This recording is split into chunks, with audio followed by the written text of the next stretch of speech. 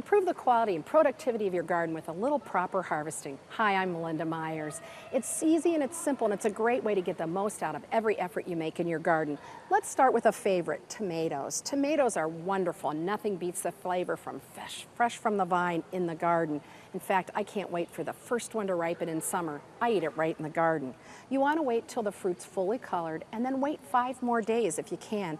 Sitting on the plant in the warm sunshine increases the sugar content and the flavor of your tomatoes. If not, you can finish ripening them indoors. The same goes with peppers. You want your pepper to be properly full-sized and the proper color. You probably noticed they start out green, turn from green to yellow, and then to red. The longer you leave them on the plant, the better the color. In fact, those red ones are nice and sweet, and that's why they cost more in the grocery store, because they've been on the plant longer. Some varieties have been bred to change color faster and improve that flavor quickly on the plant. Eggplants are one that trick a lot of people. When do you harvest it? There's so many new varieties, some that are white and look like little eggs, some that are really long, some that are striped, some that are purple. But one of the things you want to look for is it's full size for the variety that you're growing. When you push on the stem, it just leaves a slight indentation but springs back. If you leave it on the plant too long, it gets a little mealy. Good news, some of the new varieties like Hansel and Gretel not only have fun names, but they also last longer on the plant. So if you're out of town and you miss peak harvest, they'll hold their flavor for several weeks on the plant. Plus they're nice, small, and compact, and so they're easier to include in containers and in vegetable gardens. How about root crops, things like radishes and carrots? You need to look at the back of the seed packet, and it'll tell you from the time from planting to harvest that it should be about ripe and ready to grow.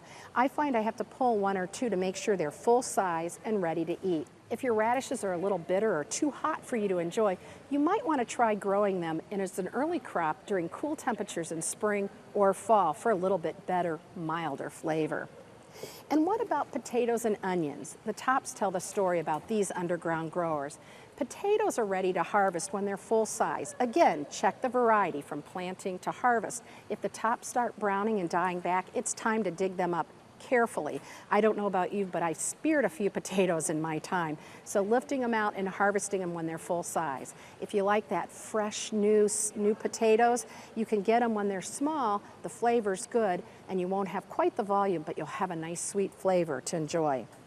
Onions are ready when the tops fall over. Now, you don't want to get out there and stomp those onions. You may have heard that old wives' tale, but rather wait until they naturally fall over and decline. As the tops dry up, it's a signal that the onions are ready for harvest.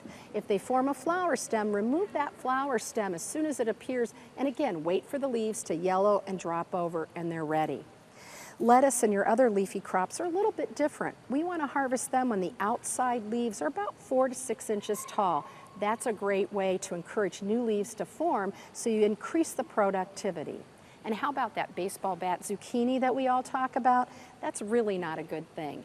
You want to harvest your zucchini when it's the right size. Zucchini's a summer squash, so we want to pick those when they're about 6 to 8 inches long, or for patty pan squash, about 3 to 4 inches in diameter. And that way you have a thin rind, small seeds, and better flavor. Winter squash, like acorn and butternut, really do best with a hard rind. When the bottom spot turns to a creamier and orange color, it's ripe and ready to harvest. With watermelon, wait for those tendrils to brown out, and it's good time to remove them. And how about cucumbers? The use really will determine when you pick them. Sweet pickles are harvested when the cucumber's only a couple inches long. Let them get about 3 to 4 inches long for dill pickles, and then for slicing about this size. You know, burpless cucumbers can go a little longer and still have that nice edible thin flesh and small seeds, and really something that tastes good. So get out, harvest regularly. You'll have an abundant crop for everyone to enjoy.